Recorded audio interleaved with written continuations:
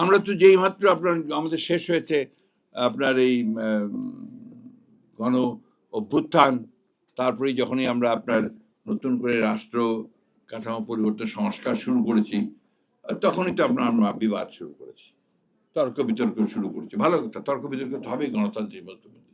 কিন্তু এমন জায়গায় যাচ্ছি মাঝে মাঝে যে জায়গায় গিয়ে হতাশা এসে যায়। আমাকে সাকিব সাহেব বারবার বলছেন যে এমন কিছু বলবেন না যেটাতে হতাশা আসে।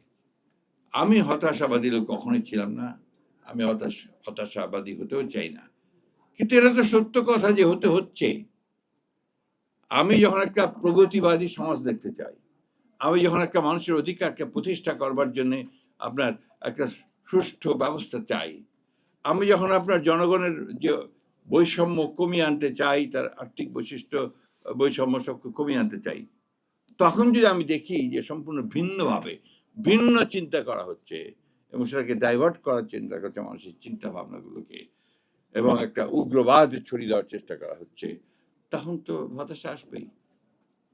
আমাদের যেটা আমি মনে করি যে দায়িত্ব আমাদের, যারা আমরা লড়াই করেছি, লড়াই করছি, করে চলেছি, আমাদের দায়িত্ব হবে যে সত্যিকার অর্থেই জনগণের জন্য যেন আমরা আপনার জনগণ কথাটা আমার কাছে খুব ভেগ মনে হয়।